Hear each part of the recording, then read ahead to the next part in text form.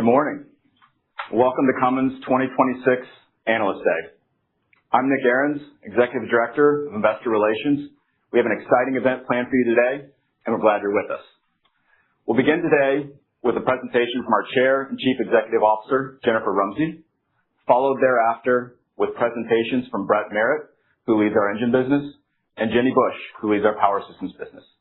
And to end the presentation portion of our Analyst Day, you'll hear from Mark Smith, our Chief Financial Officer. After our presentations, we'll take a short break, and then we'll come back together to answer any questions you may have. In addition to Jennifer, Brett, Jenny, and Mark, our Q&A panel will also include Amy Davis, who leads our components business and Accelera, and Sean Wright, who leads our distribution business. Following our event today, we will invite you to join us for lunch just outside these doors, where we look forward to engaging with you further. Before we begin, please note that today's presentation will include forward-looking statements that involve risks and uncertainties, as well as certain non-GAAP financial measures.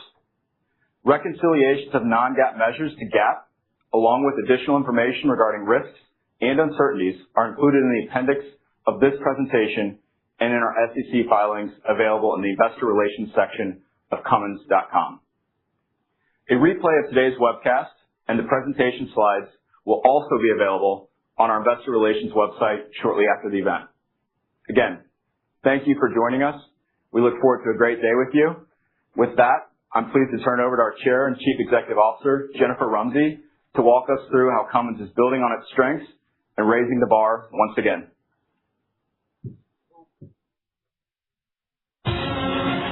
The world doesn't slow down for anyone. The businesses that thrive are the ones built to move with it. Dependable, innovative, and ready for whatever comes next. That's why Cummins has always been a trusted partner, delivering real value and built to grow in a changing world. This is the power of Cummins. Welcome to our 2026 Analyst Day.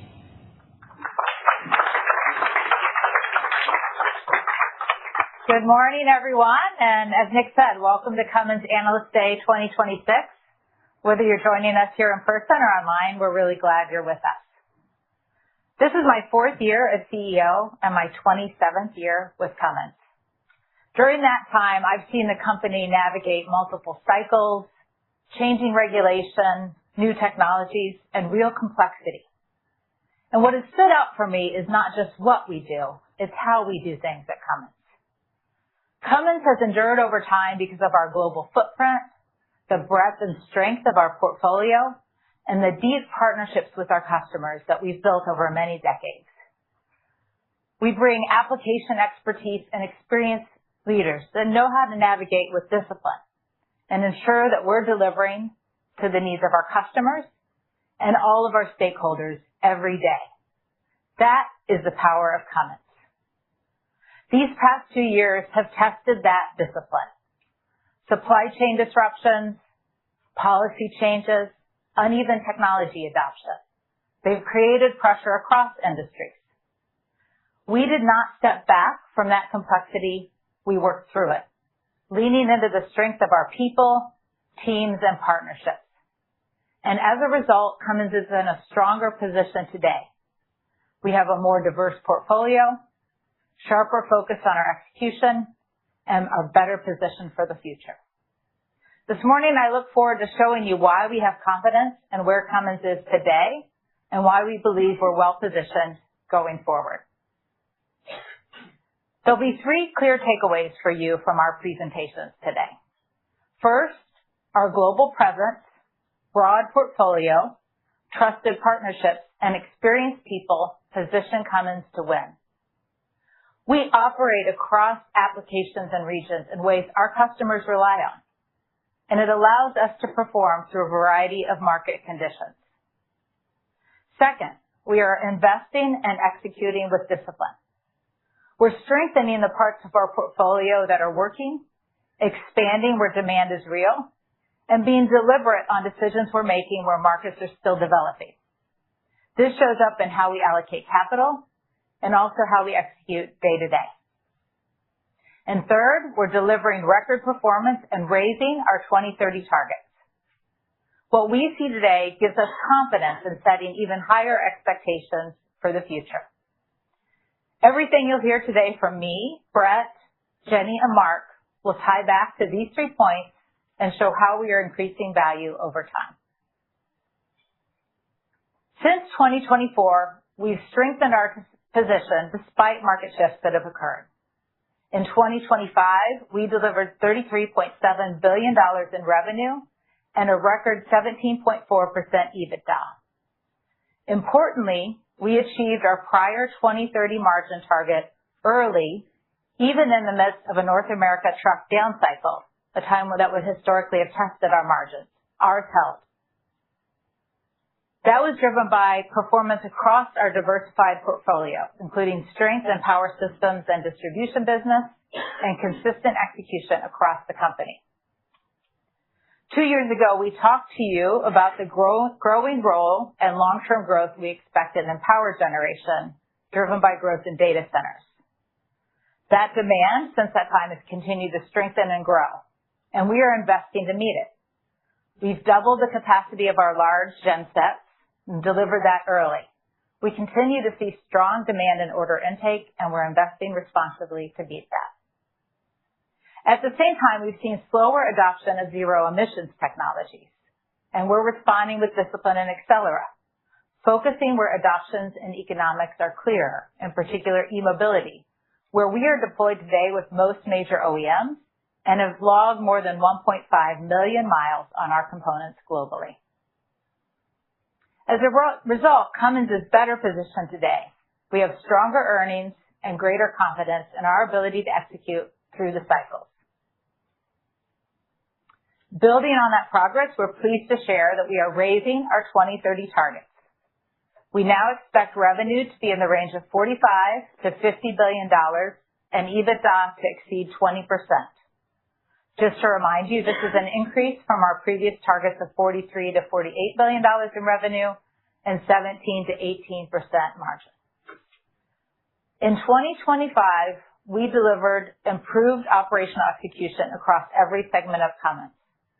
That execution, plus stronger outlook in power generation and other growth drivers for our business, including continued content additions in engines and components, gives us confidence that that earnings profile will continue to strengthen. We're less reliant today on a single market, which enables us to drive more consistency and further earnings potential. And you'll hear more about this throughout the morning. Over 107 years, Cummins has built a global presence that continues to be a key driver of our performance. In a world that's increasingly complex, with geopolitical and supply chain uncertainty and change, increased localized requirements, it makes this global presence more important now than ever. We operate across more than 190 countries globally. And more important than that, we have more than 50 years of experience and deep local capability in key regions, including Europe, India, China, and Mexico. That includes local engineering, manufacturing, and service capabilities close to where our customers operate. That local execution, supported by our global scale, strengthens our position in key markets, including our components, engines, integrated power train systems, and standby power. Building on this strength is our global reach of our distribution network, which is the largest and most extensive in our peer group. It's something that few can match and none can replicate at the scale we have at Cummins. Today, Cummins has more than 640 distributors and more than 13,000 certified dealers around the world that drives uptime, trust, and long-term loyalty from our customers. And our installed base of engines, components, and genset solutions continues to grow. Today, the distribution business is our largest segment, delivering $12.4 billion in revenue in 2025. And it plays a central role in supporting our customers across the life cycle, from the initial sale through decades of service and support that exists on our products beyond that initial sale. It's this combination of global scale, regional strength, and local execution and support that gives Cummins a key competitive advantage.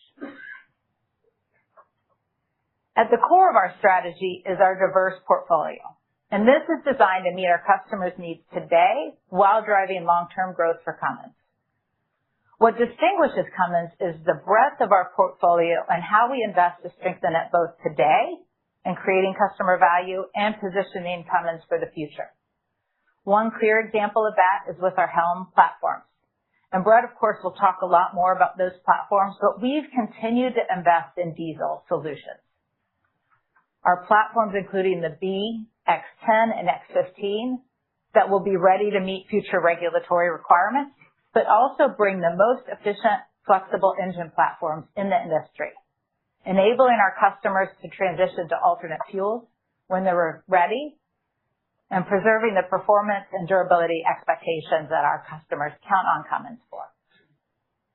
We're also advancing our power generation position. We'll continue to make targeted investments to support the strong data center demand and our customers' evolving requirements. That will include further expanding capacity in our existing global facilities and leveraging the integrated model that we have between the power systems business and the distribution business. Our customers are increasingly looking for us to bring broader system solutions for backup power, where we're strong today, and also solutions that can meet their on-site prime power needs when the grid is unreliable or unavailable. And I know you're all looking forward to hearing more from Jenny on exactly what that means. We're making other investments to advance our technology position and bring value to our customers and grow our business over time. That includes targeted investments across bridge solutions like natural gas and hybrid, as well as zero emissions technologies where customer demand is the strongest. Here we're prioritizing scalable platforms with clear paths to returns. We're focusing on the applications that leverage our global reach, component integration, and system know-how, while pacing investment with adoption to support long-term growth and customer value. Additionally, we're investing in digital and AI-enabled solutions that can use data from our large installed base as well as our own technical knowledge to improve efficiency, safety, and uptime for our customers. So one example of that is how we're using AI-enabled remote diagnostics. This helps our customers diagnose an issue, come into the shop, and ensure that we can service and get them back on the road faster, reducing their downtime. So taking all of this together, our disciplined capital allocation strengthens our already strong leadership position and allows us to grow and serve our customers over time. Our strategy works because of our deep, long-standing customer partnerships, where our customers operate. You can see that these relationships span a variety of big truck OEMs as well as off-highway OEMs, and our data center, hyperscaler, and co-locator customers. The common thread across these customer partnerships is trust. Trust built on leading performance, uptime, and the support that we can bring where our customers are to help them operate and grow. In on-highway, we have OEM partnerships like Traton, Daimler, Stellantis, and PACCAR that are long-standing. For example, PACCAR has been a partner of Cummins for 80 years, and they remain our largest customer today, a testament to the strength of that partnership and our ability to bring value to them. We also partner directly with fleets and end users, ensuring that we understand how to help them maximize uptime, get the best total cost of ownership, and deliver solutions that meet the needs of their real-world applications. In industrial and off-highway applications, we have partnerships like Komatsu and XCMG that also span decades and continue to expand into new technologies and new applications. And we're engaging with all of these customers both at a system level as well as in components and in engines and integrated capabilities, partnering with a focus on creating a win-win for Cummins and for our customers, and rooted, as I said, in that trust, deep expertise, global presence, and distribution and service network to support their growing needs. It's our people that turn all of these strengths into performance. What we do would not be possible without our nearly 68,000 employees around the world with deep expertise and shared values. And that starts with experienced leaders and skilled teams.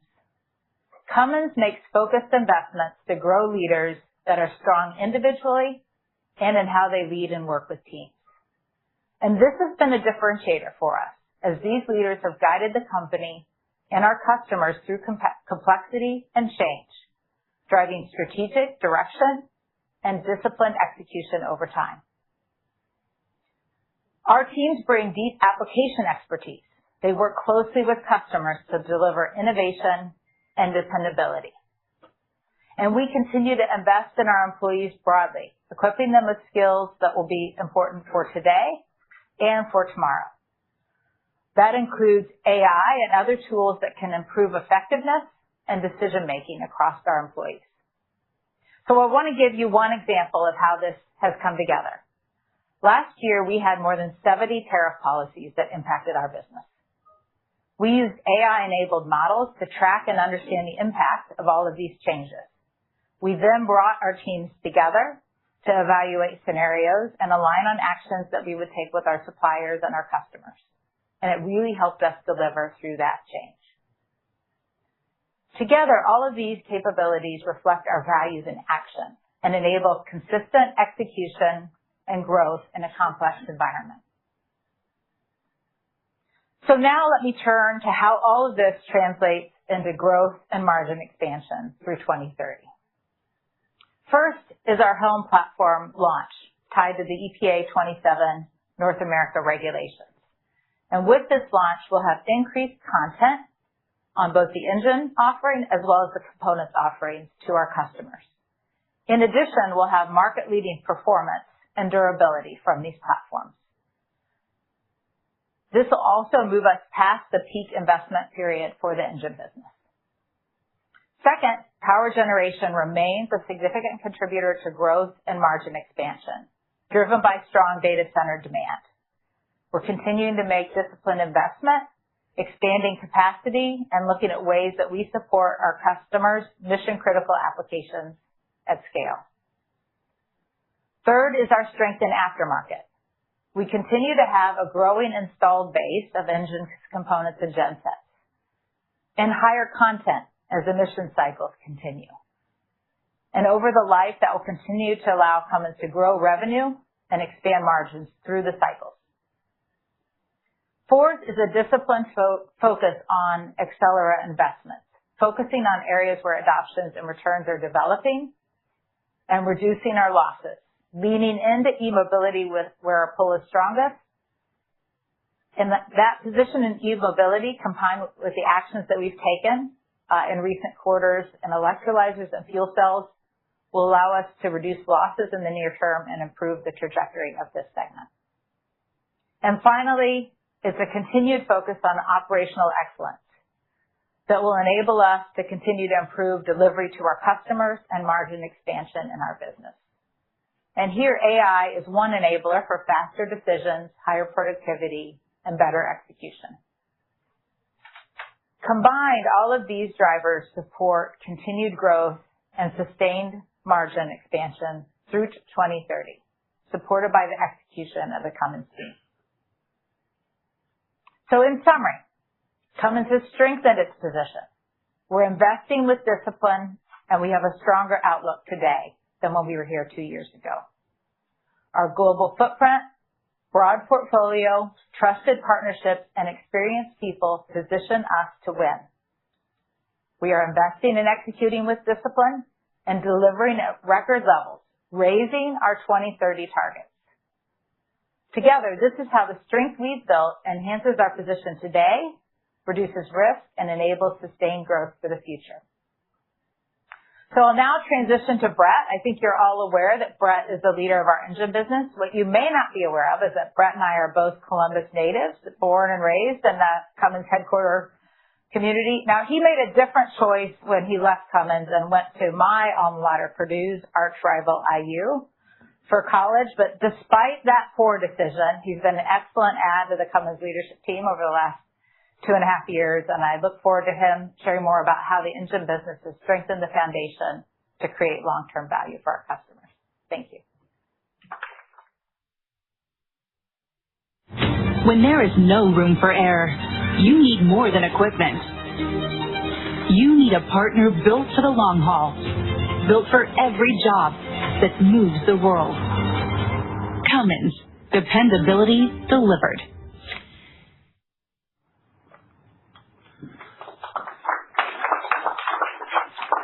Good morning, everybody. I'm Brett Merritt, and I lead the engine business. But more importantly, after that introduction, I'm a proud 25-plus year season ticket holder for our national champion, Indiana Hoosiers. So, with that, the engine business has been at the heart of Cummins for more than 100 years. And after nearly 17 years with the company and an additional 10 years in the industry, I've lived through many industry cycles. But what excites me today isn't the history. It's how strong the business is right now and how well positioned we are for the future. Our engines power some of the most critical work in the world, keeping communities safe, infrastructure moving, and economies running. This business is built around strengths, and it yields big advantages to Cummins, including technology, customer relationships, and financial performance. Many of you know Cummins for our position in the heavy-duty trucking industry in the United States, and that remains a critical part of our business. But as you see from the slide, the engine business extends well beyond that. Our engines go into applications where failure is just not an option. Think about fire engines responding to wildfires across the western United States, excavators and haul trucks building infrastructure around the world in literally any location, and school buses driving our kids to and from school. These are applications where uptime and reliability aren't just expectations.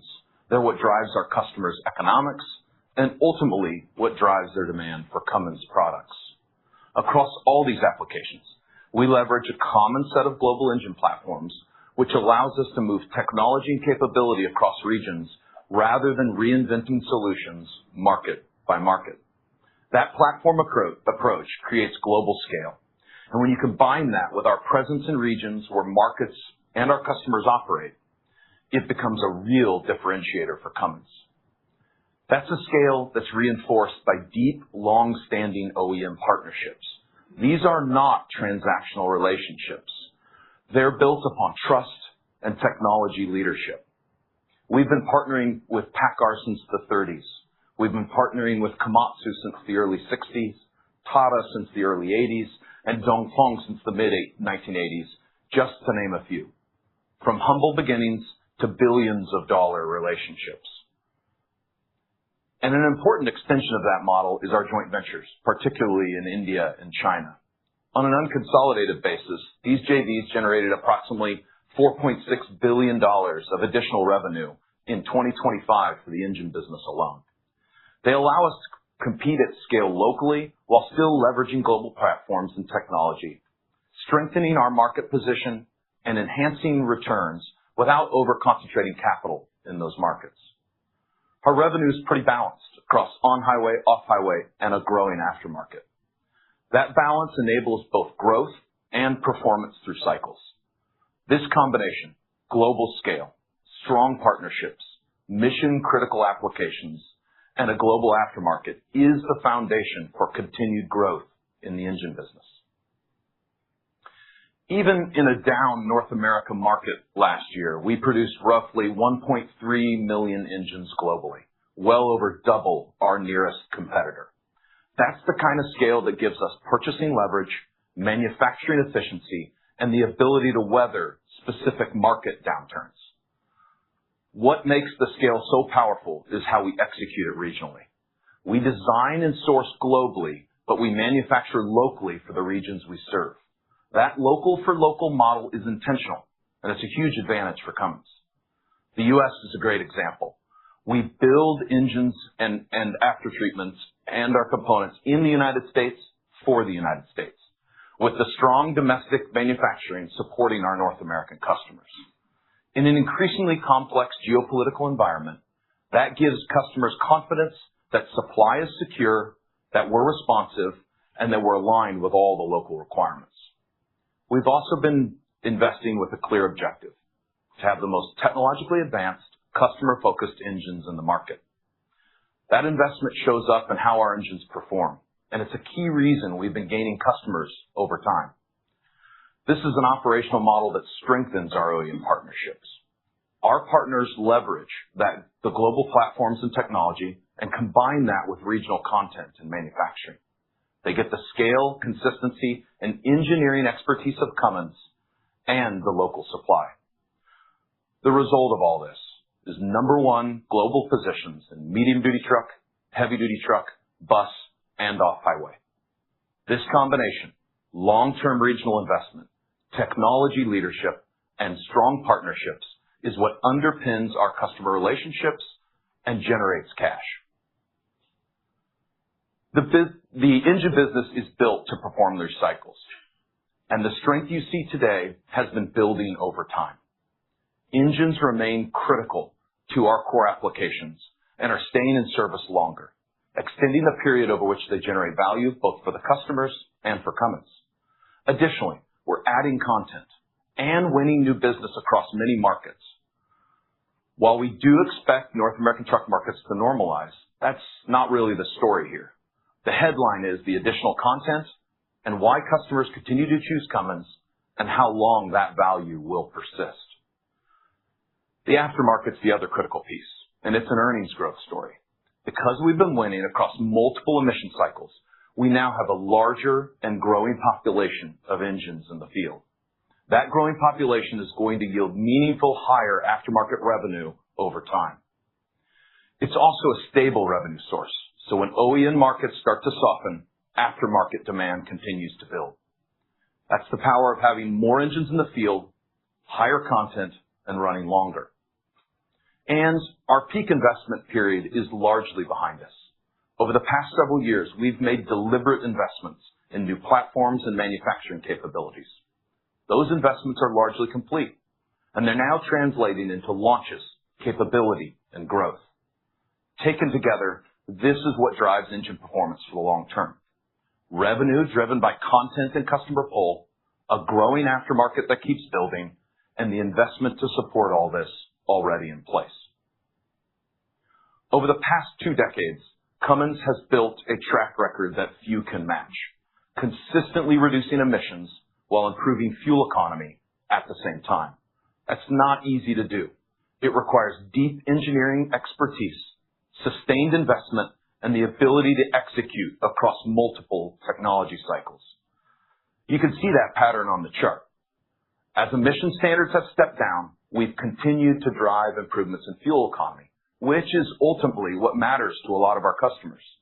And the numbers tell the story. Since 2007, we've reduced NOx by 96%, while improving engine efficiency by 14%. And when you optimize the engine as a part of the total Cummins powertrain, which is how many of our North American customers experience it, that's an additional 8% efficiency gain on top of that. That efficiency advantage is a key reason customers continue to choose Cummins, and why we've been gaining share in many of our markets over time. We're delivering increasingly complex technology that works reliably over the broadest range of applications and duty cycles at a scale no one else can match. The 2027 platforms reset the hardware baseline and create a foundation for continued year-on-year efficiency gains beyond this transition, just as we've done in every previous cycle. And to meet the EPA 2027 transition, we've invested in a core set of HELM platforms, high efficiency, low emission, multi-fuel engines designed to scale globally. These aren't one-off solutions. They're common platforms built to serve multiple markets, applications, and fuel types. And we're already seeing that product come to life, with products like the X15N, which is our natural gas heavy-duty engine, available and able to be ordered today. A key part of that approach generates content expansion. As emissions requirements tighten, we're adding meaningful content at the engine level and across the broader powertrain. EPA 2027 is the first application of the HELM platforms, and there are more to come. A good example of the evolution of the HELM platforms is the movement from the L9 to the X10. The X10 moves from a legacy big bore design to a true heavy-duty architecture. In layman terms, this adds 70 additional horsepower, 400 foot-pounds of torque, and it improves our oil drain interval 25,000 miles versus the current L9. Simply put, the L9 performs phenomenally well in the medium-duty market, but the X10 will also be not only in the medium-duty market, but also the heavy-duty truck market across vocational, pickup, delivery, transit, coach, emergency, as you can tell, many, many applications. More capability, longer life, lower operating costs, without forcing customers into a larger package. We've already announced the X10 for Mac's Granite platform.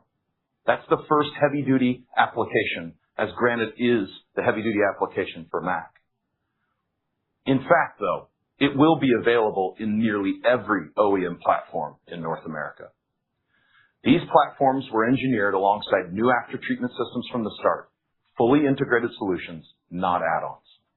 Combined with industry-leading power density and packaging, this allows OEMs to standardize on Cummins across more applications without trade-offs as standards tighten. Industry estimates suggest that EPA 2027 could add roughly $10,000 to the cost of a truck. And the majority of this sits in the powertrain and powertrain-related systems. That's exactly where Cummins plays. That added content shows up across our engines and our components business. With millions of miles of validation already behind us, this portfolio gives us a full set of compliant, scalable solutions ready to launch. And it positions us to capture more content per vehicle as customers look for partners who can manage complexity and deliver these platforms. At the center of our market strategy is the product. Everything starts with this high-performing engine that I just went through. And from there, our model adapts. But the model is definitely push-led. That means OEMs are making it a powertrain decision. They're choosing what engine system am I going to use? And driven by technology requirements, a transition complexity, a need for a particular part of our broad portfolio, the partners are looking for another partner who can deliver these engines and execute at scale. During major transitions like EPA 2027, OEMs turn to Cummins because we can reduce risk and we can accelerate their time to market. More and more, we're increasingly pull-led, and it's an important distinction.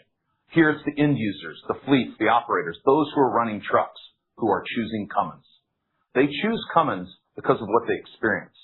They get a competitive acquisition cost, lower total cost of ownership when they're operating the engine and truck, and then a stronger resale value.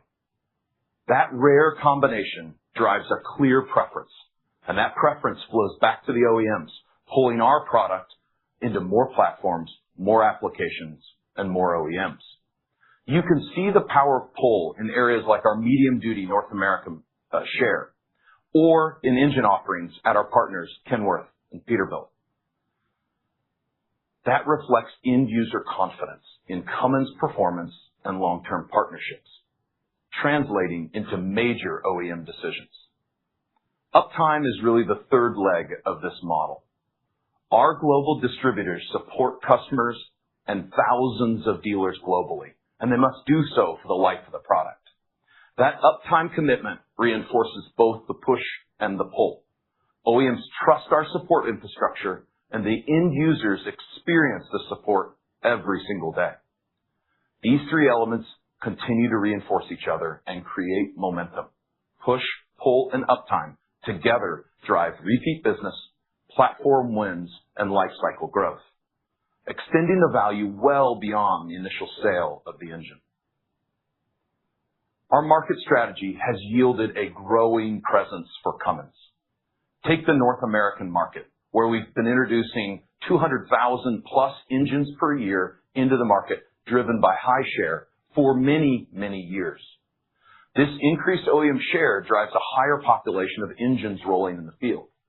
Today, that is at least 2.2 million active on-highway engines in the North American market alone, and that number continues to grow.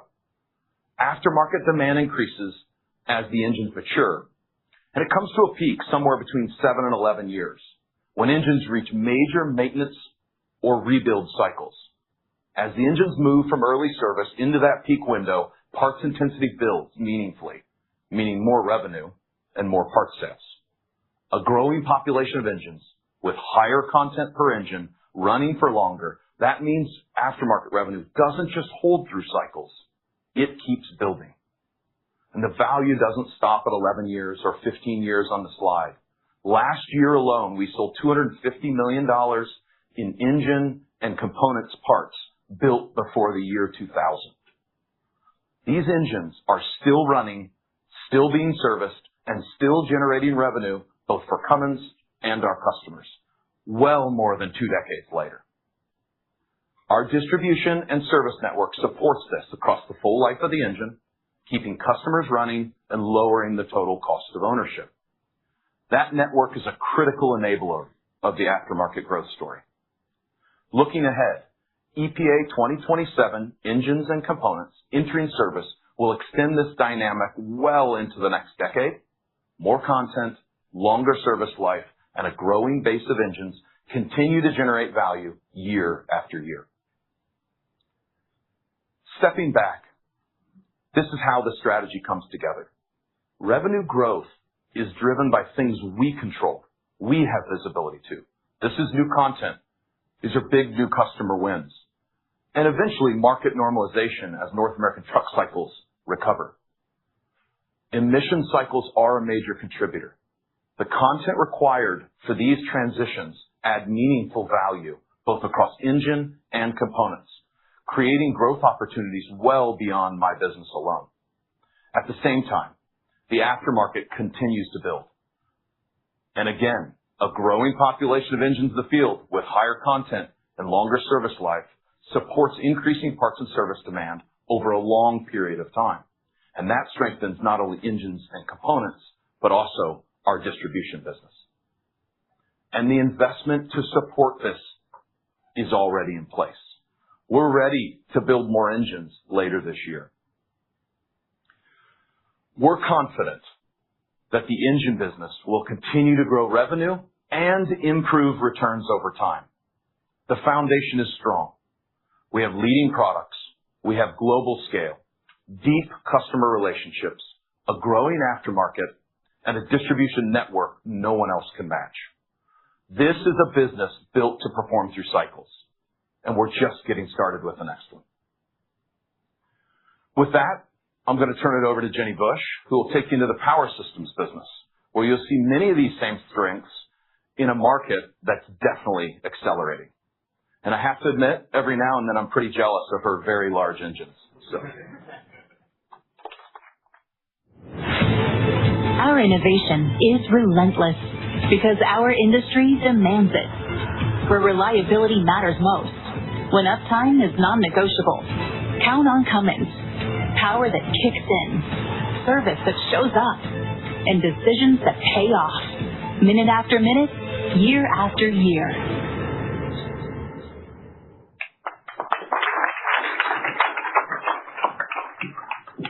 Good morning. It's great to be back. For those that don't know me, my name is Jenny Bush. I've been with Cummins for 29 years, and I started my career as an apprentice technician. So fun fact, I'm still qualified to fix most of the engines that Cummins makes today, and a few that we don't. Since we last met, a lot has changed, both across our business and our markets. And as you may have noticed, we've been pretty busy. Over the last 2 years, we've intentionally accelerated our performance, and this has not been about short-term gains, but been about strengthening how we operate and setting up our business for profitable and sustainable growth. And it's showing up in our results.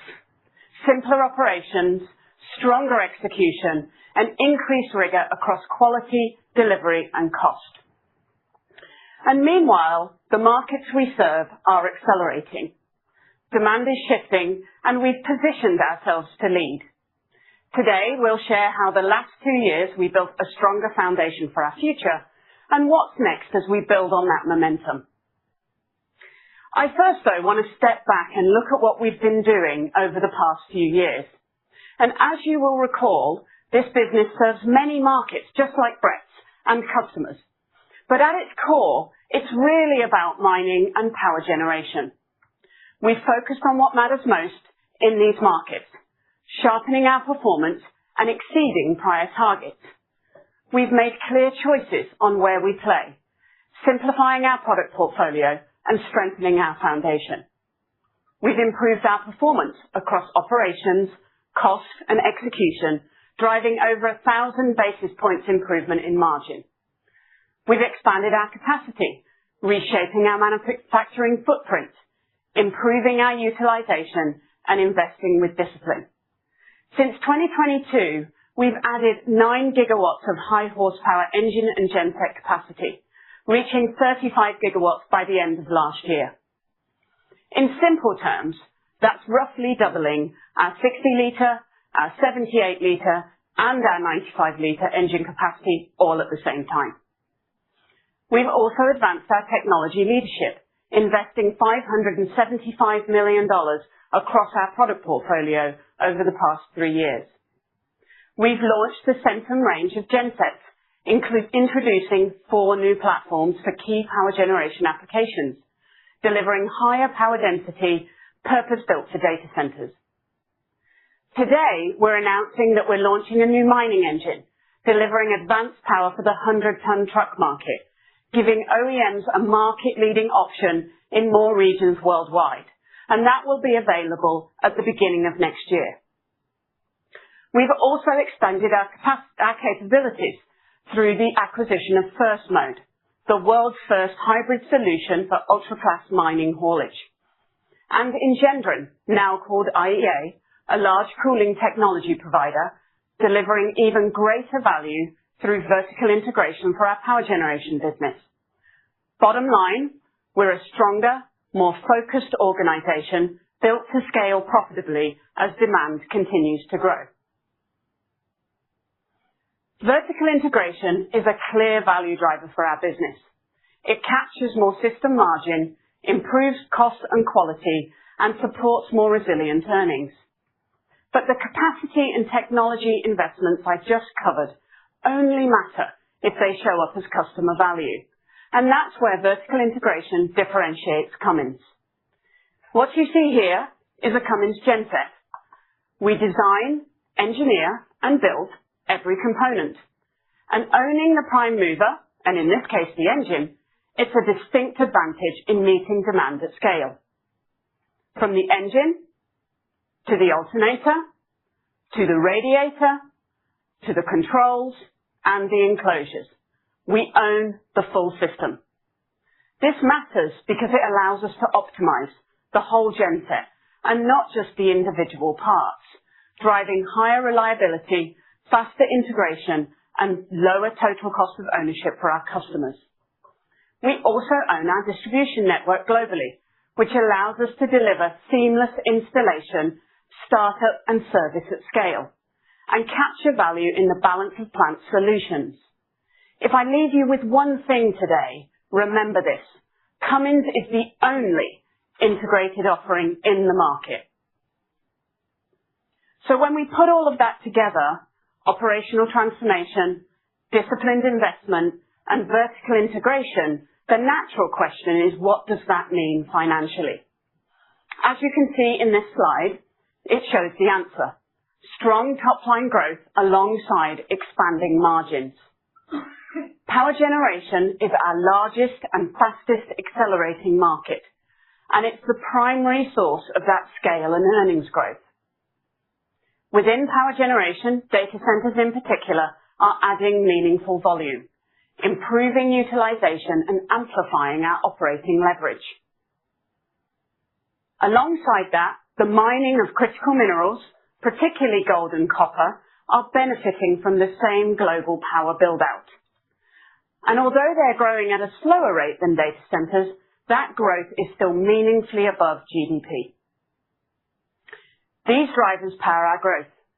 Large industrial engines and aftermarket deliver a margin-rich tail, and power generation provides the scale and operating leverage to fund reinvestment. Finally, our global footprint of plants, customers, and owned service channel adds resilience to our business. As Jen and Brett both mentioned earlier, our strategy is to serve locally, benefit from global scale, and lead in large industrial and power generation markets worldwide. That's the financial translation of our strategy, and it sets the stage for why power generation, especially data centers, is such a critical foundation. Now let's talk power generation, where a meaningful share of that performance is coming from. Today, 95% of our power gen business is behind the meter backup power. It's non-discretionary, an essential requirement that we've provided our customers for more than a century, and that won't change. What is changing is the pace and scale of demand. Growth is accelerating as AI and next-generation chips push higher power density and resilience requirements, fueling the fastest infrastructure build-out that we've seen in over 100 years. The US and China are leading that growth, and we have leadership positions in both places. As you heard in Q1, we delivered 84% growth in China in our data center markets, giving us meaningful scale advantage as demand expands across the world. And because we own our distribution, we can show up as one global partner for hyperscalers and co-location customers, simplifying deployment, accelerating execution, and strengthening our customer relationships. Finally, this product creates a compelling service and lifecycle opportunity, keeping us connected to our customer base, allowing us to adapt to their changing needs as the power landscape changes. To meet the accelerating demand in this space, today we're announcing an additional $450 million of investment to expand our high horsepower engine and genset capacity within our current footprint by 20 gigawatts, reaching a total of 55 gigawatts by 2030. This investment is aligned to visible customer demand and backed by disciplined capital deployment, growing revenue within data centers from $5 billion today to above $9 billion by 2030. And this shows up in both our power systems and distribution businesses. This growth is about speed, repeatability, and scale without compromising reliability. We're also strengthening our operating model, further linking manufacturing and distribution to accelerate deployment, execute locally, and deliver consistent performance across global data center builds. The result is growth that is sustainable, anchored in backup power, supported by disciplined investment, and delivered through a model that scales efficiently while creating long-term value. As we scale backup power for data centers, we also need to zoom out and look at the power landscape because it's changing, and that how it's changing is opening new opportunity for our customers and for us. In key markets, especially the US and Europe, grid constraints are intensifying, while advancements in chip technology are driving need for higher power density in data-intensive applications. Grid-level investment in transmission and generation is still the priority, but that takes time, and many suppliers will not meet this need completely for over a decade. In the meantime, customers are looking to supplement the grid, seeking speed to power and bridge-to-grid solutions that allow them to move faster without sacrificing reliability. That's driving demand beyond traditional backup and towards solutions that can run more continuously. This is where our opportunity expands. We will continue to deliver standby diesel today, while also providing prime power solutions where the application and the economics make sense. So far, we've covered our traditional role in power, the growing challenges of the grid, and how that's reshaping customer needs. This combination creates a meaningful opportunity to expand the scope of power we supply, building on capabilities and technologies we've already developed. First, we're expanding how backup power is used, extending duty cycles, and adding Tier 4 certified aftertreatment that will be delivered from our components business. This will also enable a larger aftermarket tail, as installed equipment is not only used as standby, but also in prime and peak shaving applications. Secondly, we're integrating battery energy storage with our power generation solutions. This supports evolving customer requirements, including resiliency and dynamic load management. We're actively advancing a 5 megawatt BESS platform in both 50 and 60 hertz configurations, targeted at data centers and other energy storage opportunities. And we currently have a pipeline of over 1.5 gigawatts of opportunities for those installed equipments. Third, today we're announcing we're developing a new large megawatt natural gas engine and genset. Built on our proven HFK78, it extends up to 4 megawatts of prime power, expanding our portfolio and creating a long-term aftermarket tail as utilization grows. All of this will allow us to expand our balance of plant capabilities, grid-level controls, containerized solutions, and integrated service offering. Taken together, we're evolving from a traditional backup power provider, broadening our product portfolio, deepening our customer relationships, and enabling system performance and sustainability, all while capturing more life cycle value. Today, you've seen how we've reset performance through transformation and disciplined investment, building scale and vertical integration that convert into customer value and resilient earnings.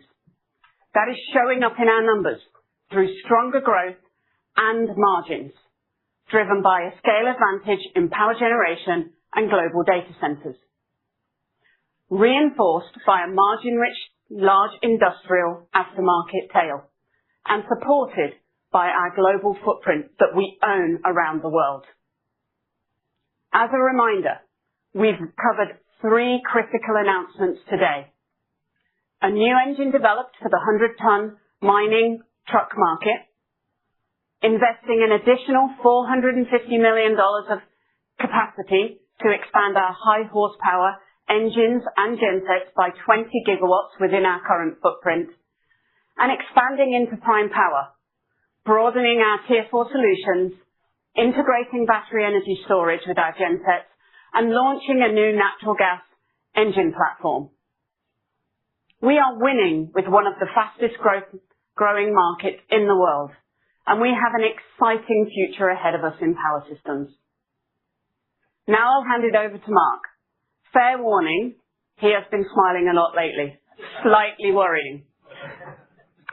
So we must be doing something very right. Thank you.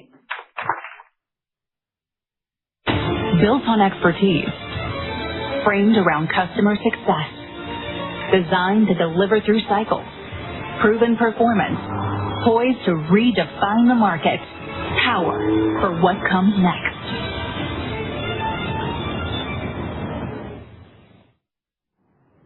Good morning. And thank you, Jenny, to you and your team for helping restore my natural sunny disposition, which hasn't always been on full display to the investment community.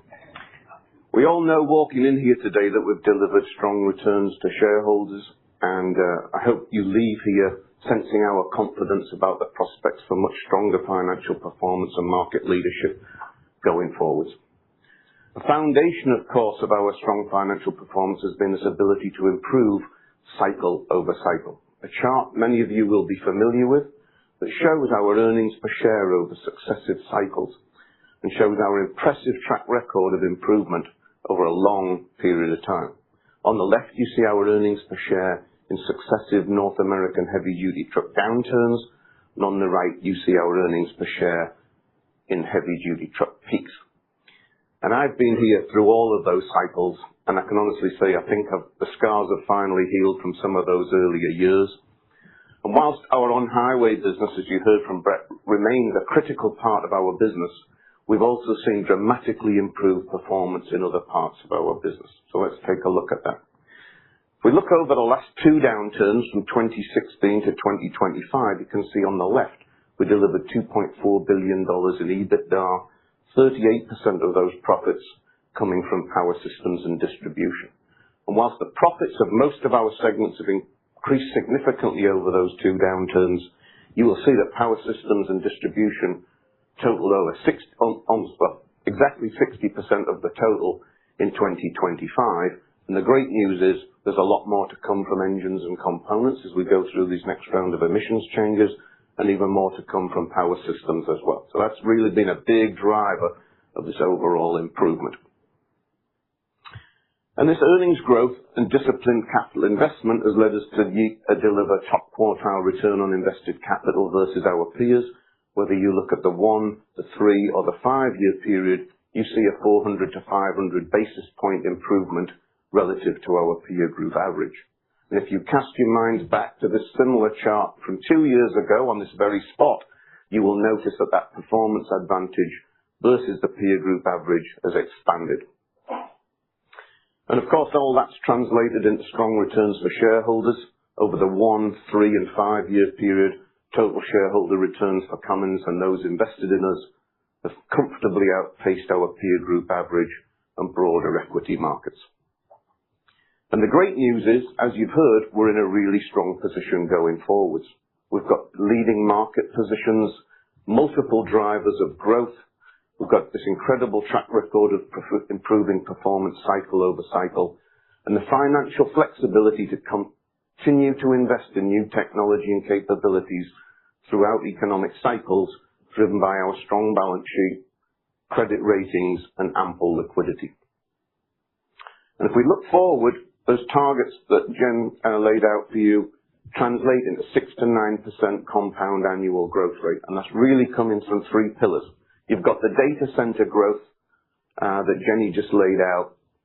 That delivers 2 to 3% of the compound annual growth rate for the company overall.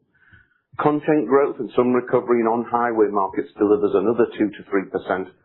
And then all the other markets we serve, construction, mining, oil and gas, marine, ag, many more, other power generation markets, and the strong aftermarket growth that we've got ahead of us, that delivers a third tranche of 2 to 3%.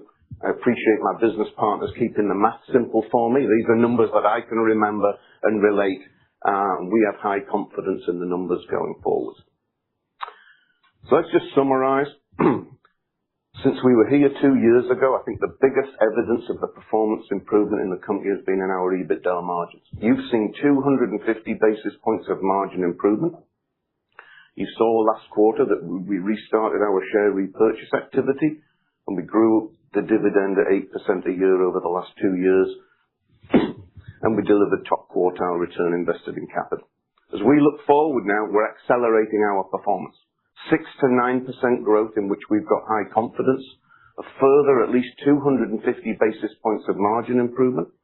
We're committed to return excess capital to shareholders in the form of share repurchases and continued dividend growth. And remaining a top quartile return on invested capital company remains important to us. I'd like to close by thanking you all for joining us. It's great to see you all again today. Hopefully you leave here with this confidence in our targets driven by our technology, our unmatched global customer partnerships, our financial strength, and in the operational improvements that we've shown across the company, and yet more to come. So thank you, and I'll turn it back to Jen for some closing remarks. We don't predict the future. We prepare for it, not by following trends, but by staying close to our customers, listening as a strategy, innovating intentionally toward what they need now and for the future. Powered by the experience of a team that's helped shape this industry for generations. Then, now. This is the power of Cummins.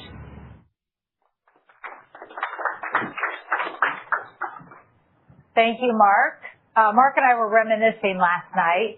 We've both been members of the Cummins leadership team now for more than a decade, and we were reflecting back on the different analyst days that we've done together during that time, and the fact that we have really high amount of confidence and line of sight to what we're committing to you today for our continued profitable growth for 2030. I told you at the beginning, I hope 3 points would be clear, and I believe that we've clearly articulated these points throughout the morning. Our global presence, broad portfolio, trusted partnerships, and experienced people position Cummins to win. We are investing and executing with discipline. We delivered record levels last year, and we're raising our 2030 financial targets. So we hope that what we talked about today gets you as excited about our business and our future as we are. We're going to take a short break and come back and do some Q&A.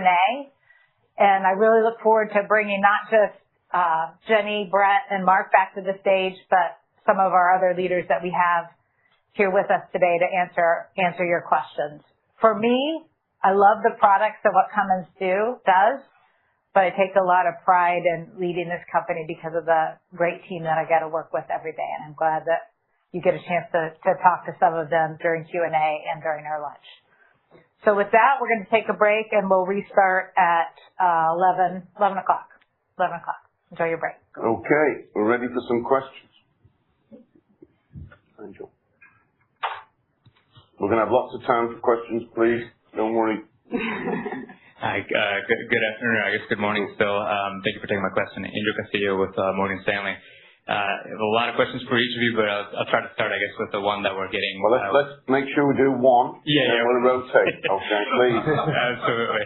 I'll start with the one that we're getting a little bit more, which is, Jenny, you announced a number of different capacity investments, and I think what was more notable around that is not just the natural gas side, but also even the after treatment, just kind of the overall expansion into prime. So I was hoping you could expand a little bit more into the timing of how we should see these capacity investments coming online, the magnitude of how much of that 20 gigawatts, how that splits across, the different investments. And then, importantly, how you're seeing in terms of order books today, is this more, in the future, or is there already kind of a pipeline of orders for the prime side? Yeah, so I'll start with just reminding, 95% of our business today is standby. And if you look out to 2030, that won't change dramatically. You'll see the prime stuff come in towards the end of the decade. The capacity investment, the $450 million that I spoke about, that's beginning to go in now. You won't see big step changes. What you'll see is a gradual increase in terms of the way that we bring that capacity online. You'll begin to see that really, though, in 27 in terms of how that comes into the business. And then just to add some context on our capital investment, we're increasing in the power systems business. We're getting to the peak on the engine business, so we're not changing the framework of 3 to 4% of revenue for the overall company capital. Okay. We'll go here now. Jamie. Hi, sorry. Jenny, just to clarify, of the incremental that we're adding, how much is prime? Do we have a split prime versus standby? Yeah. Sorry, go ahead. Okay. The launch for the natural gas large engine will be in 28, and so we'll start to deliver units to customers in the field and start those up in the 28 timeframe. That will come through Sean's business, so you'll see that in both areas. The capacity is flexible. Yeah, the capacity can be used across all of our ranges. So we build our natural gas and our diesel engines all on the same line. And so that's ultimately flexible in terms of how we pull that together. And then the incremental content on the after treatment, the battery, is there a way to help us figure out the dollar amount, sort of associated with that? And then to Mark, I guess, it doesn't sound like much of Jenny's capacity additions or whatever are really material to your, or to your longer term targets. And then one other one, just Mark, the 20% EBITDA target is greater than. Can we elaborate on the range there of greater? How much greater can we be above 20? Can I? Please. Sorry. We'll come back to the EBITDA question, and Mark, but So let me just, I know we shared a lot today, so let me frame a couple key things that'll help you. First, we said we've gone from $3.5 billion revenue for data centers full channel last year. This year at the midpoint of our guide, it's $5 billion. 2030 target is $9 billion, just to frame the size of data center revenue. And if you look at any of our plants, we build on a lot of flexibility, different engine displacements, different markets. It's true in Brett's engine plant. It's true in Amy's components plants and for Jenny. So in a high horsepower engine plant, they're building engines for mining, marine, oil and gas, power gen. In a gen set plant, you're building for different power gen markets, obviously a lot for data centers. So we have flexibility in that. Investment is a key point. $9 billion total by 2030 for data center power gen. Still heavily dependent on prime or backup power, as Jenny said, but prime will start to come in and then can build as we go out beyond 2030.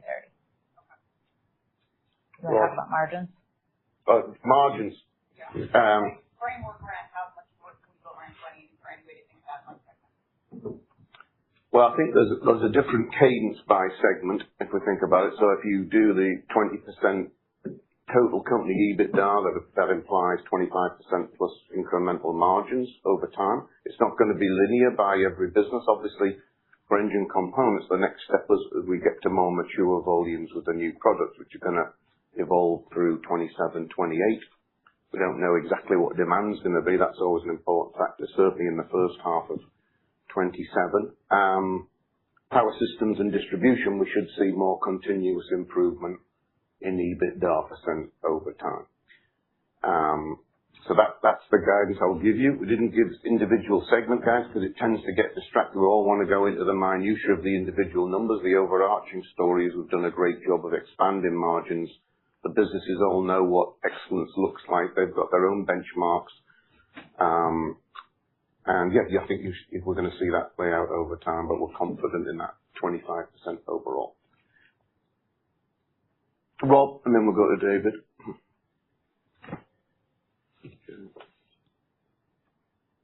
Hi, data centers again.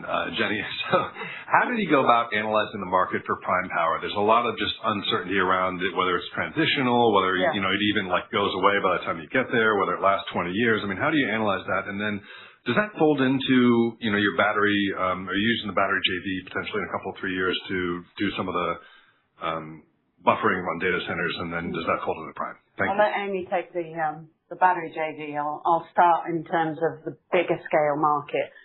So when we're looking at prime, we're really looking at utility scale power. Right? The reality is a data center always prefers to connect to the grid. Always. If the grid is available, they would like to do that. The reality is the grid in the United States, one, is massively complicated, and two, it's old. And the infrastructure is breaking down in different states at different rates. And so the way that we look at that is really, where will the grid catch up and where won't it? And in some states you can vertically integrate power and other states you can't. And so again, super complicated. That's probably, we could do a whole day on that another time. If we think about unmet utility demand, by 2030, we think it's somewhere in that 20 to 50 gigawatts of unmet power in the United States. And so that's kind of helped us think about the decisions that we've been making on the investment for the prime, getting into prime and large natural gas. And then, of course, with data centers, it's a highly dense operation, meaning I'm not selling one or two, we're selling multiples, which helps us with that business case. Amy, do you want to talk about Accelera? Sure. So we announced that the Amplify joint venture, our partners, we all agreed and aligned to not put lines in that facility and slow the investment. We looked hard at stationary energy storage as partners. Those cells are highly commoditized and available, and a lot of people were racing into that space. And it wasn't interesting to put the capital there for that. And we looked at, being an integrator of energy stationary storage, the real value add there is the integration that Jenny does, not packaging cells into a container. So we didn't see it really as a value creator, and so the JV didn't pursue it. You can sign me up for your grid day if you have it. Sure. She spent a lot of time in different parts of that. David? Hi, just trying to figure out the percentage of earnings maybe coming from the power business, but also thinking about distribution as well, the impact. Can you help us just a little bit more? I know you gave some vague color around the margin potential of distribution and power in this framework, but also I appreciate some of the investments might suppress some of the margin. Just trying to think about, I know you don't want to give segment targets, but just trying to understand the percent of earnings that you feel is coming from power in 2030 would be helpful with margin color. There's multiple factors that go into that, but I think we're expecting, obviously, one of the stronger growth pipelines on the top line. We're expecting continued margin investment. I don't think we're going to take any big bathtub in margins because of these incremental investments. So I think that's going to continue to grow. But of course, then we've got the expected step up in engine business and components. So I think, and distribution has done a great job in growing year after year. So I don't know, it's hard to pin down an exact percentage, but you're probably not looking at less than 50% of the total from power systems and distribution, even when we get to stronger content story from engines and components. 50% of what? Just so there's no gray area. A really big number. No, 50% of total earnings, yes. I think. Correct. In the power ecosystem, power systems and distribution. Total company. Yeah. Yes. All right, that's helpful. And I think you all understand that, just to make sure, when we talk about aftermarket growth, there's parts from each of the product businesses that then go through, and the service of that flows mostly through the distribution business as well. Jerry. Thank you. Jerry Revich, Wells Fargo Securities. I'm wondering, Brett, if we can just talk about, I know in your business you target higher margins on every change in regulations. Can you just talk about how long you think it'll take post this rollout? And can I ask separately regarding Accelera, if we could just talk about, you've taken actions to focus the portfolio. Can we talk about by 2030, what level of investment should we be thinking about within Accelera? Thank you. Sure. I'll take the first, and then Amy, you can take Accelera. But I think components falls in with engine.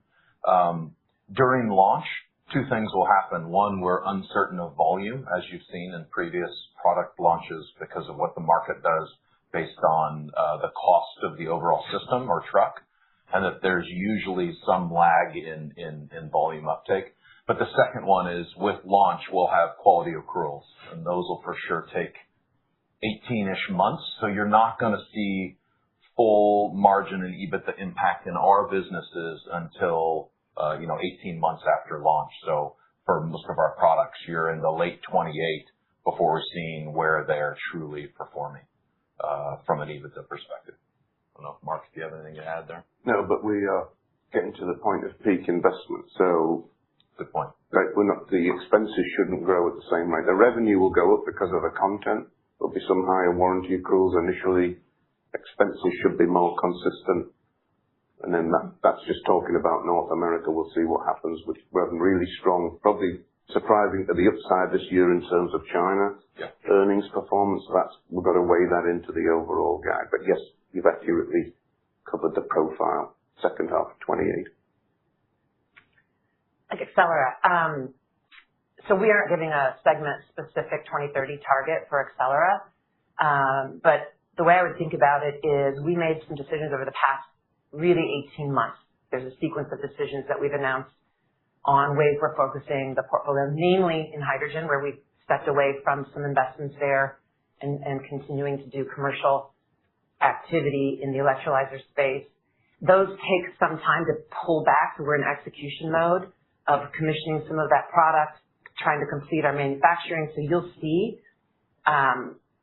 we revised our guidance, to lower losses even this year, and you'll continue to see that trajectory as we execute on that, slow down the manufacturing, get out of some of that overhead, and focus our portfolio on batteries, e-axles, and traction, which all is positive gross margin business that we're in. And Jen said we have a lot of really great positions with our partner OEMs across those technologies.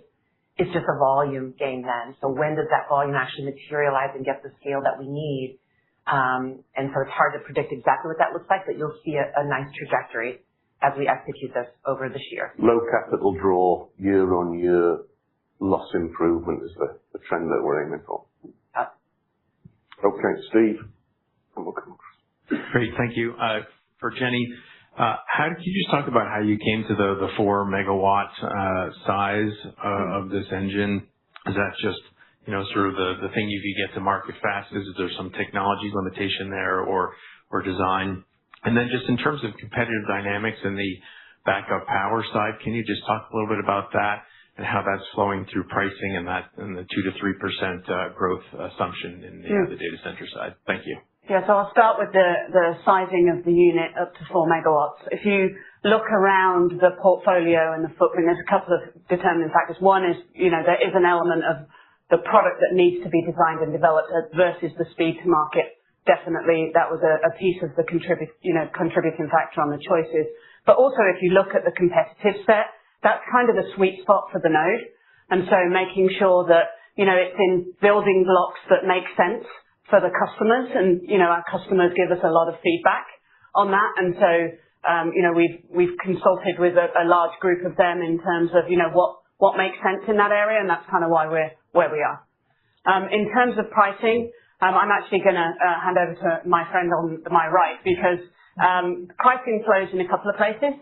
Flows in power systems, of course, in terms of the core product. And then, of course, it goes into the market, usually through our distribution business in power generation. So I'll let Sean talk a little about that. Yeah, we think about combination of power generation DBUs kind of almost dollar for dollar for a genset to sell the balance of plant where we do everything else, be it the enclosure, the tank, the radiator. From that perspective, that's how we go to the market and try to extract some more pricing.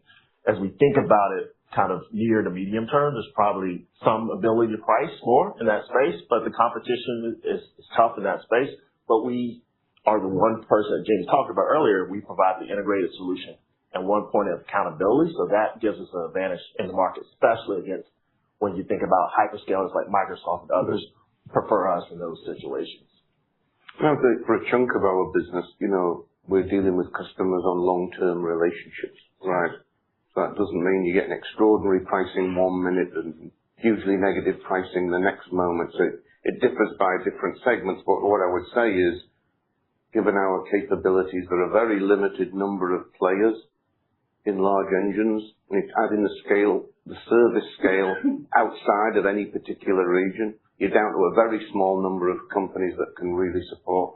Some of these companies may be domiciled here or publicly listed here, but they're investing globally, and there just aren't many people. So we've got to keep that in mind, team, as we're delivering our performance going forwards along with the value for the customers. Okay, Casey.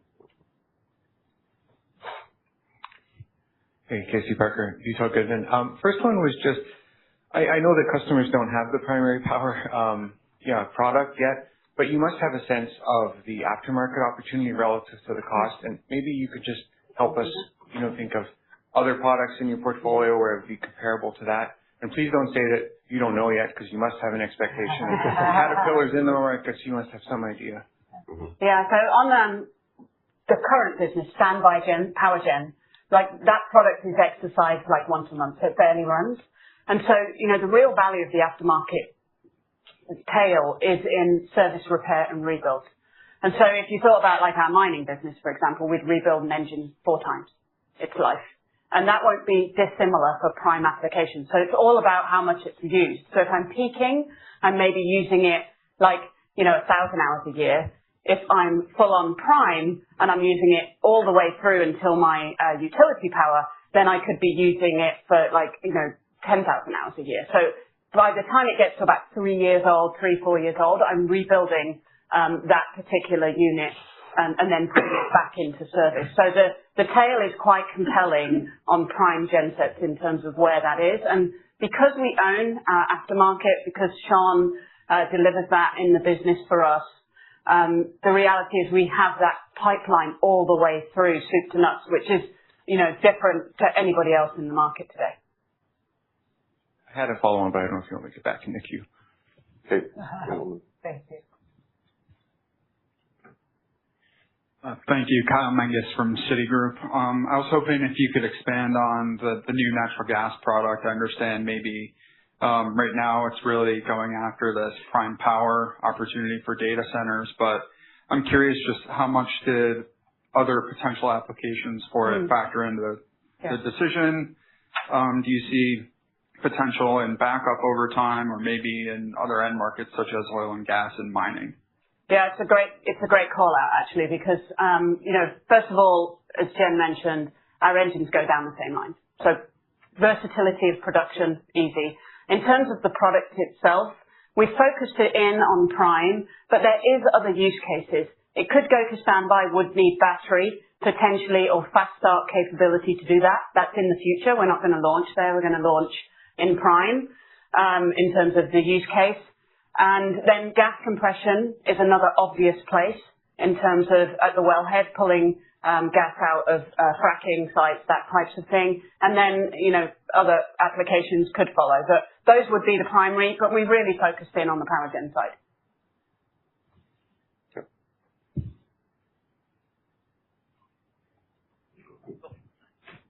Mike Feniger from Bank of America.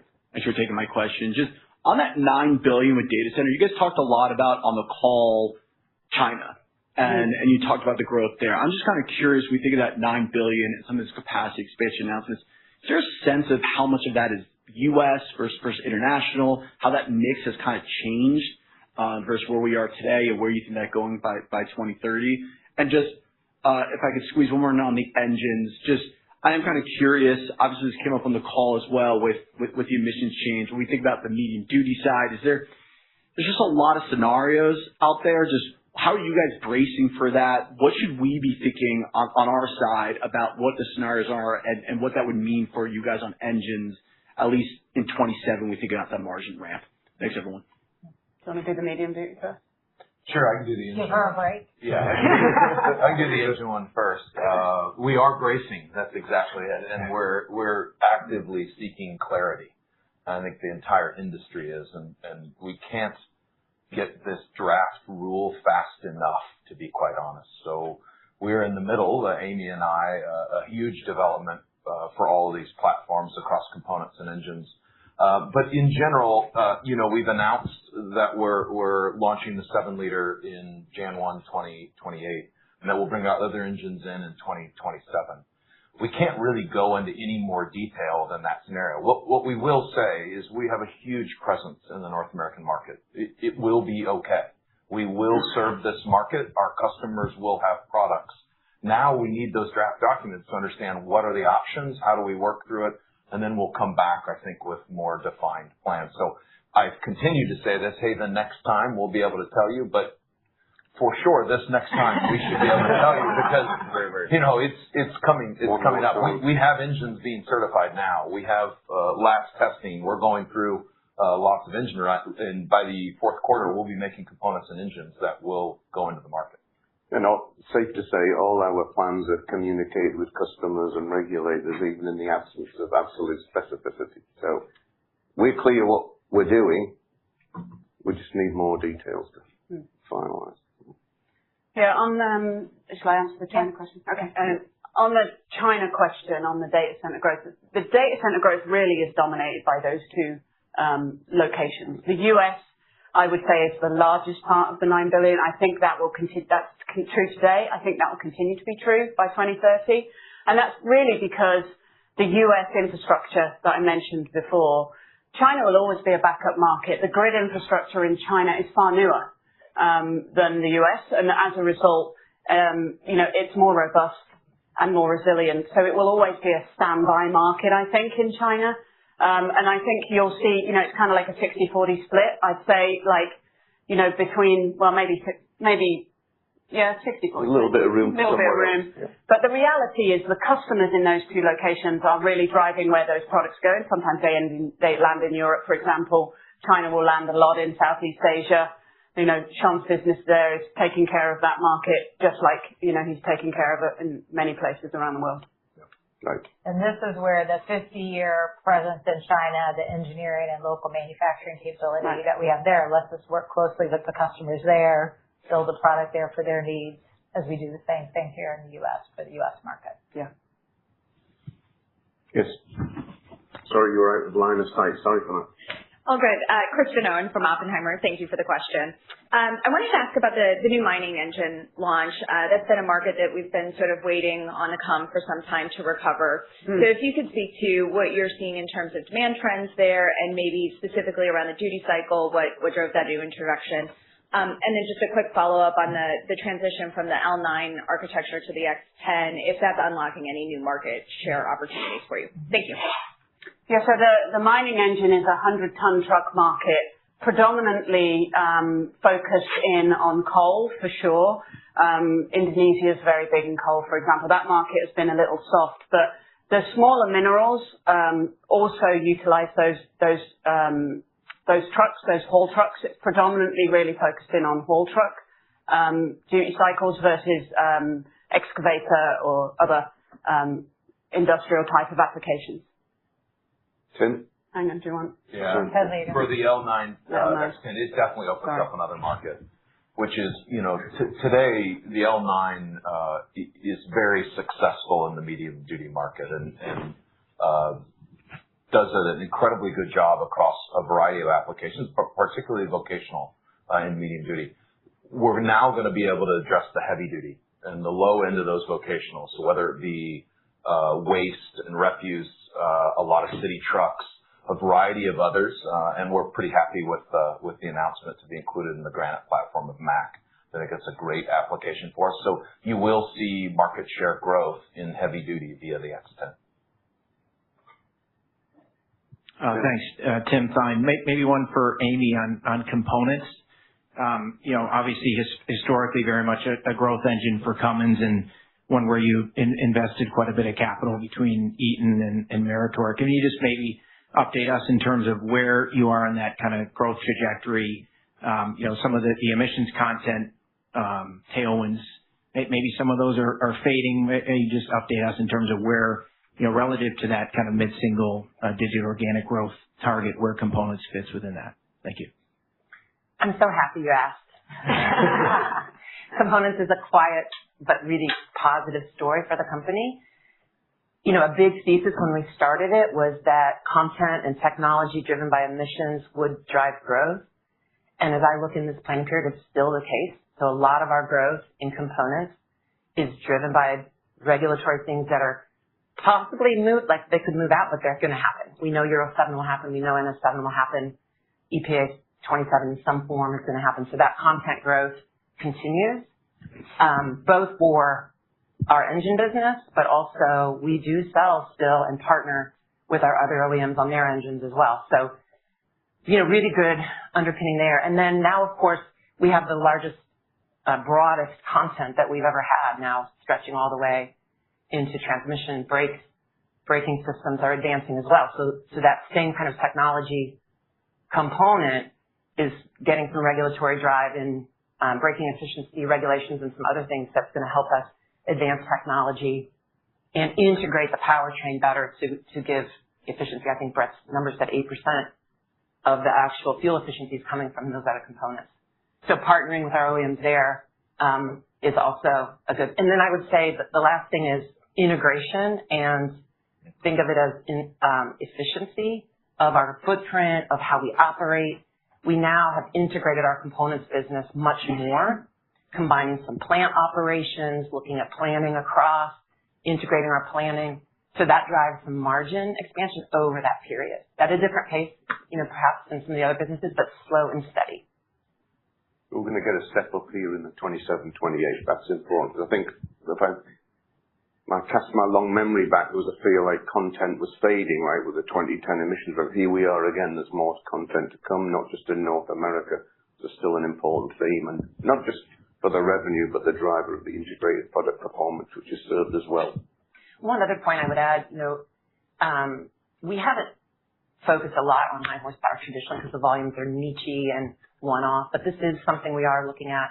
We do have Tier 4 systems developed, so we can go after that in the aftermarket. We don't need to wait for some of Jenny's systems. So there's some other little things that can come together in ways that I didn't talk about, but aftermarket is one that's also a lot of potential. Steve? and then we'll go to Tammy. Thanks. Maybe one for you, Mark. Just, I was enjoying it. We're like sitting here relaxing, letting the team take the questions. It's great. Just on free cash flow, how are we thinking about that maybe as a percent of net income through the forecast period? And then is it still 50% return to shareholders, or any change in the way you're thinking about that? Yeah. Well, since we've given the targets as EBITDA, if you look over time, probably about 2/3 of our EBITDA gets converted in the operating cash flow for CapEx, then our CapEx should be about 3 to 4% of sales. So you should see cash flow grow with earnings. That's important. Our CapEx should be, I would say, at the worst case, growing at a much slower rate than it has been. At the best case, starting to level off in aggregate. So I think we're going to have a lot of cash flow to generate. Our bias, as you've seen, is to return capital to shareholders. Yeah, I think we said at least 50% is the starting point, and we've done more in periods where we've had less things to invest in the near term. So yes, we're obviously not looking to accumulate cash. We're already in a very strong, financially flexible position. Maybe the follow-up for Jen is there an M&A pipeline? Is there anything on your wish list in this forecast period? We're pretty happy with the portfolio that we have, and we're always evaluating if there's things that we can do, some smaller things to add technology and capability where it makes sense, right? And it's going to generate long-term returns. But there's no big things that are really in the pipeline right now. We continue to evaluate strategy even beyond 2030 and say, what are the things we want to do organically, and are there any inorganic adds that might make sense? But it's gotten a little bit quieter than it was a few years ago on that front. Yeah, so it's a combination of other things at the moment in time you wish you had more or less of, but what's the financial consequence of trying to pursue those? So capital discipline, has been a key theme of how we've operated over time. We acquired Meritor, restored all of our financial metrics, and we're in a really strong position going forwards. Tammy, and then we'll go back to Jerry. Hi, good morning. This is Tammy Zakaria from JP Morgan. I'm curious, do you have any sizable prime power orders already in the backlog who are taking your natural gas engine deliveries in 2028? The reason I ask that, some of the suppliers are announcing deals that include delivery well into the future, 2030, 31. So do you have some of that in the backlog already? And if not, when do you expect to start bidding for some of those prime power type deals with hyperscalers? Yeah, HSK 78 today addresses prime. So there are prime orders and customers in the backlog. And those customers are the ones that are familiar to you guys. And so, yeah, absolutely, we already do prime today. Jerry. Thank you. Can I just follow up, Jenny, on that point? So you mentioned the expectations is for 5% of business to remain prime, which implies, an incremental $200 million or so revenue for prime. Can you talk about where can that go on a multi-year basis? Obviously, it's going to be pretty early in the product life cycle in 2030. Can you just give us a sense for how much higher that can go? And then, from an installation standpoint, is it any different than installing a backup genset for your distribution business? What's the opportunity in distribution of installing prime power compared to what we see for backup? Thank you. So I'll take the first part of the question, then I'll hand that to Sean for the installation and element. So yeah, the planning horizon is 2030, and as you noted, that we're launching in 28. So the first units will go into 28. And so I think, the reality for us is that if we didn't feel like it was going to grow, we probably wouldn't have done it. And so, we do expect that there is more opportunity there. I think time will tell based on all of our adoption of AI and how, the market changes over time and, those types of things in terms of, how big or, how dominant that becomes in our product portfolio. We do a little bit of prime now, so we do understand that market. It is very different, though, compared to the standby side of the business. And so I'll just hand over to you for installation. Yeah, installation gets a lot more complex because different utilities, different states have different rules and regulations around that.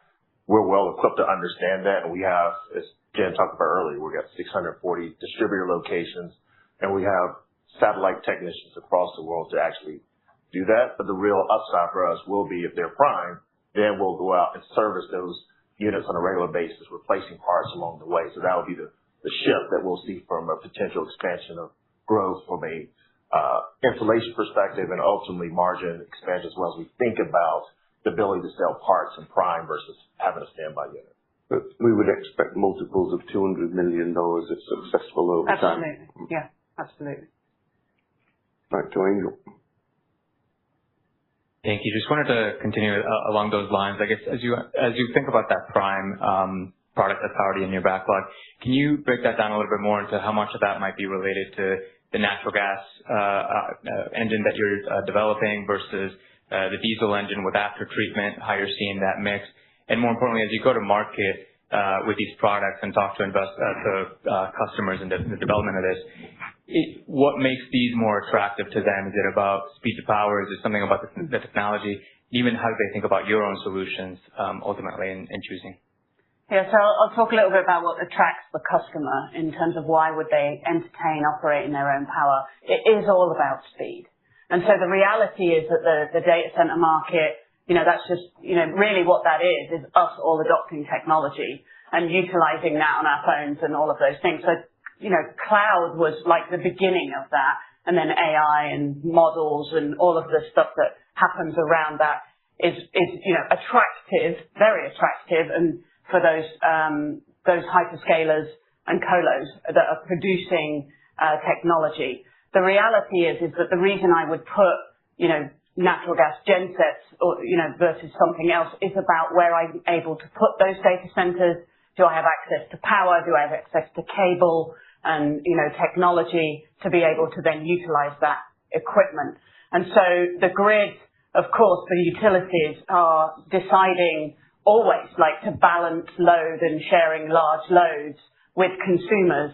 And as a result, data centers have to get in the queue as much as anybody else in terms of where they can get access to that power. And so utilizing, their own capability to do that gives them speed. It's really just a speed game. And we're a proven partner to these very same customers, right? We're just not selling. We're mostly selling back. That's the important factor. Yeah, that was the point I wanted to make. Let's distinguish between partnerships and conversations with partners on their power needs and how we're going to meet those over time, and even where we may do some piloting as we launch the product in 28. We're not taking firm orders. We're not at the stage of development at this point, so don't ask us every quarter for the next 6 quarters how our order board is developing on the new prime power engine solution, because we're not at that stage of development yet. We are at the stage of having conversations with these strategic customers on the needs and how we're going to meet them in the future. Back to Tim. Maybe one for Sean. When your predecessor sat in that seat, there was pressure from Jen's boss to get those margins to double digits, and here you are in the mid-teens. How much of that is obviously, power gen has exploded in the last 2 years. How much of that is just a function of just the volume leverage from that? And it's obviously been a good market and a hot market, so presumably there's maybe a little bit more pricing. But how much of it is a function of that versus some of the initiatives, through the consolidation and other things that were underway as to, what's driven this uptick? Yeah, so you nailed it right. There's 2 pieces. As data centers continue to grow, that will help our underlying profitability from a distribution business as we do these installations along the way. The other piece is we've really been on this journey of operational excellence. You talk about we've got these 640 distributor locations, part of the acquisitions, joint ventures. So we've really done a good job over the cycle to really, 1, bring those all under the Cummins umbrella, and 2, now we're really working on how do we further integrate those different locations and drive operational excellence across via how we service, how we install the data center generator. So those are things that we're working on behind the background to continue to expand our margins over the cycle. I think the last piece is Brett talked about this large installed base, right, that continues to grow. So if that installed base continues to expand, it just naturally gives us an annuity that we can service and we can support those engines throughout the world from a EV perspective. The last piece is mining. We're 100 years of mining this year, And really, from a mining perspective, we've got our technicians embedded in mines around the world, and that's another strong source of revenue for the DBU. So as we get more efficient in all these different areas, we continue to see margin expansion within the business. And then I think we've addressed some underperforming parts of the business and trimmed like our appetite in some markets. Parts of Africa, our strategy was successful. In other parts, it didn't yield the results that we had. So that's been another leg. It's not just been we bought things and it all just magically happened. There's been a lot of work and analysis, and we're excited about more margin expansion to come in distribution. Okay.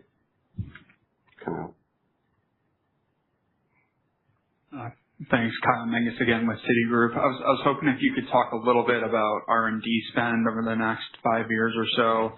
I think it had been mentioned previously that you've been spending about $150 million per year in excess R&D to get ready for EPA 27. I'm curious, with the medium duty engine getting pushed out a year, and then you're making more investments in new products in the power gen side, just how to think about that $150 million in excess R&D and how that might come down over time, or maybe it'll still stay a bit elevated over the next few years. Yeah, we do expect that as we get to and beyond the EPA launch, that R&D as a percentage of sales is going to start to come down a little bit. As you noted, we're going to continue to invest. We're increasing some of the R&D investment in power systems to support both the Prime platform, the new mining platform, the hybrid work. We've got the continued need to make sure we maintain a technology leadership position and the targeted investments in engines and components. So we will still be investing in R&D.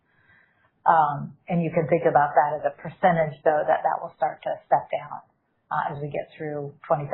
It had gone up a little bit with that really focus we had on the EPA 27 launch and the new platform. Yeah, and now accelerated growth and opportunities in power systems. So we just have to remember engineering is a good thing, right? That's what helps us deliver the value added sales in the right measure. And that's what yields us the best products over time. But yes, we'll be coming off peak in the on-highway markets. Thanks, Carl. Steve, I'll come back to David. Steve Fisher, UBS again. This one for Brett. And this may sort of incorporate a number of answers you've given already, but you made a comment that EPA 27 is the first application for the HELM line, and there's going to be others. Can you just elaborate on what you mean by others? Is that talking about mining or other things, or is it different things you're envisioning in the future? No, a lot of what I was talking about is the different markets in which we play. So as you look towards Euro 7, we'll be utilizing the HELM platforms. Likewise, BS7 in India will utilize. Now, we don't use that full portfolio everywhere. And then China's standards of NS7 in the future, all of those will be built off of some parts of the HELM platforms. Additionally, off-highway will go through more emissions changes as we move on. And so we'll transition those products using this base philosophy and set platforms on each of those. And then we are bullish that over time you will still need engines, and those engines may need to run off of different fuels. So we think natural gas, biodiesel, renewable natural gas, and a variety of other spark-ignited needs will happen around the world. And that's what the HELM platforms are positioned for, is we can easily transition into those as we see the need in each market. It's probably worth noting we actually do have the HELM platform launched in the U.S. with natural gas, the 15-liter natural gas. Cummins is the only commercial vehicle engine with natural gas in the U.S. You've got your 9-liter and then the 15-liter. It's not a huge market, but the economics do look favorable for certain applications and duty cycles, and that, depending on what happens with the price of diesel versus natural gas, could be more attractive to some of our customers. Absolutely. David, I just saw you put your hand up before. Thank you. Brett, not asking you to call a truck cycle, a lot of macro uncertainties, but just to give us a little sense of a bogey, how you're thinking about, say nothing dramatic comes out of the final regs for 27 on the heavies. Your engine will be ready for 27. How are you thinking about the magnitude of pre-buy, what you've already seen in your order book? Just some sense of how much you think is being pulled forward from 27 to 26. Yeah, I think we've called the cycle. It will meet roughly to our plan. We do see an uplift, particularly in heavy duty in the second half of the year, and we're starting to see those orders come in now. So, just to give you some anecdotal numbers, we started the year making 250, 240 engines a day for the North American market heavy duty, and by the end of June, we'll be up to 400. So you are seeing that uptick in real orders going out the door, and we pretty much called that as we go. As far as next year, again, very dependent upon the standards, but if the industry philosophy of around $10,000 a truck, we've both been through enough cycles, you will see a pause or a lag in volume in the first quarter of next year. I don't think that can last an incredibly long time. The truck fleets are pretty old. And so there are some core fundamentals that will continue to drive demand. But one that's against it is it's difficult right now for a lot of the fleets to make money. So you have these countervailing forces that we just need to watch. But I will say clearly Q3, Q4 are going to be stronger than what Q1 will be next year. And then with the B launch plans, you would expect to see pretty strong demand for the B engine out. B engine currently engine out through next year. And when we think about the industry capacity in the back half of the year, you hear a variety of, rail frames from Mexico, whatever it may be. What are you hearing on what people are asking of you? Is there a restraint of what they're asking from you due to other supply constraints? Just curious the magnitude. Today, I don't see a supply constraint, but we have all known that typically where the worry will be is a few layers back in the supply chain. We think generally we'll be okay from a Cummins perspective. We don't think we will be a constraint, and so we're ready for that demand. But in general, I think one of the biggest constraints is just time. If you order a truck today, deliveries are probably 3 and 4 months out. You can't get that many more orders in the next couple of months. Pre-buy isn't limited by the supply chain. It's by the EPA being this late. So the overhang of how much you pulled forward this year. It'll be much more limited. It'll be more limited than other ones, like 2006 was huge. Generally more limited than this, yeah. All right, thank you. Which is not a bad thing. No. I mean, we originally thought it would start second half of last year. Okay, Rob, we'll go to you for the last question. Yeah, but remember, we've got a lot of time for lunches and make it a really exciting one. I'm sorry, data centers again. You mentioned Rob Wertheimer Melius. You mentioned, or at least in your slide, you had pretty much all architectures of data centers are still using diesel backup. And so we've heard about different battery chemistries, different new battery technologies, but should we think about that as pretty much being one for one through the end of the decade, or there's no disruption that you see that would cause diesel backup to go away, right. in the timeline that you see? And then I don't know if you can save us from making any math mistakes, but roughly what percentage of the capacity addition is embedded as being fully used in your guide? In other words, you're adding 20. I don't know if that's fully sold or not, because there's a whole pricing. Do you take 3% a year or 6 or 12 or whatever? Okay, so I'll try and take the first part of the question. It's a lot easier if we just stick to the revenue that we've given, I'll be honest with you. So that's another question. In terms of the flexibility, will diesel remain in backup? The reality on backup, diesel is the most power-dense fuel. It is the fastest fuel and engine an engine that can take load. And the reality of a backup solution for a data center is that, you need to be doing that in 15 seconds. And so, that can happen with natural gas, but you usually need a bridge, whether that's a battery, a fast start capability. You need a bigger unit versus a smaller unit. Power density, don't need to store I store the fuel in diesel. I've always got it available, all of those things. Because of that, I think, the reality is that diesel will probably remain the backup of choice. And because of the 5 nines reliability requirement for data centers, I don't think we envisage, standby power going away from a data center set of requirements because of that 5 nines capability.